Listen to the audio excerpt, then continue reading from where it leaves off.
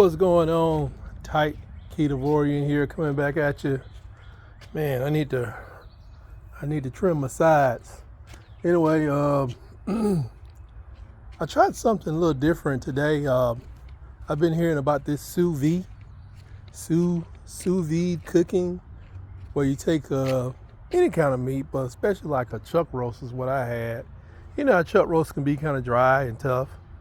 But it's a process of cooking the food really slow. I mean, 24 hours at a low temp. Now, I don't have one of these fancy schmancy sous vide type of heater, or it's done in water. You submerge it in water in a plastic Ziploc bag or whatever, and you cook it under this water in the bag, 24 hours or whatever. I use my slow cooker or the crock pot. Problem was, my crock pot on warm, the temperature was real low. So I added the top to it to bring it up. Wanted to bring it up about, I think most people go between 140, 150. But that thing went up to 160 and I forgot about it. Anyway, and then once you get it, you cook it, you take a process of sizzling that thing up using some people use a blowtorch, which I do not have and never plan on using for food. Cast iron skillet, regular skillet, or you throw it on the grill for a few minutes. So after mine was done, it was cooked through and through. The meat was almost gray inside. I threw some butter in the skillet and let that thing ride for about 3 minutes. It was pretty tasty. I will be doing it again. And the goal is, like I said, I want to switch to full bore carnivore for many days as I can, and that allows you to get something that tastes like a chuck eye steak or a prime rib. The goal is, how do you get a prime rib without spending $12 per pound? Well, this is how. So in lieu of buying a bunch of prime ribs over the next 30 days or however many days I do it, I'm thinking about purchasing this little it's really funny looking. You can attach it to like a plastic basin or whatever, as long as you can keep the meat submerged. But I'm gonna try it again. Maybe in a couple of days. I'm gonna try it again with the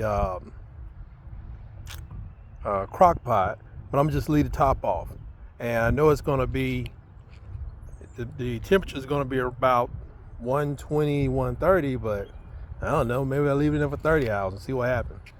I was pleased with the product because, like I said, it wasn't like steak. I know it was overcooked, very dry. The butter added back some moisture. But I'm like, man, if I get this right, I may not have to buy the actual sous vide warmer made by, I think it's called, I don't know. It's, it has all the bells and whistles on it. You can get a basin. They'll even send you Ziploc bags for $120. I'm like, no, I got plenty of those from Old Wally World under the Great Value moniker. Other than that, I've been watching a lot of great videos about a lot of people that are changing their lives on the carnivore diet. Watched the video today. It's hard. It was a heck of a story about a guy who was suffering from chronic pain, 20 years of chronic pain, disappeared after 2 weeks of living a carnivore lifestyle. I'm blessed not to have that pain, but it's amazing watching people with MS change their lives. Because MS is two different forms. One my mother has, where you slowly debilitate over years and years, and there's one where people they go down bad and they come back, they go down bad and they come back.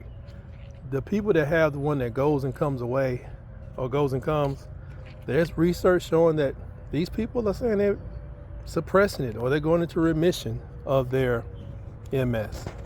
And those people with the other type of MS are even having even more success by eating keto, So, let that food be thy medicine. It's pretty deep in my heart these days. So, if nothing else, please continue to examine what foods your body best responds to. Like I said, I'm not sure everybody needs to be carnivore. You know, maybe you're not supposed to eat potatoes and all those peanuts. You know, maybe you gotta switch to walnuts and have green leafy vegetables with olive oil and lemon, and not have the processed oils that's inside of the salad dressings that you may use, or you know, I don't know what it is. But I'm more into the low carb life over here, but I just don't think taking 10 to 20 medications and you're not even 50 years old, I don't think God meant to leave us in that type of a pinch. So, well, I guess I run my mouth enough and I got enough vitamin D to make it through the day. Whew, it's kind of bright out here. Anyway, good luck in whatever you're trying to do to your body safely over the next 24 hours, just one day at a time. You can do it, and we are praying with you. Take care.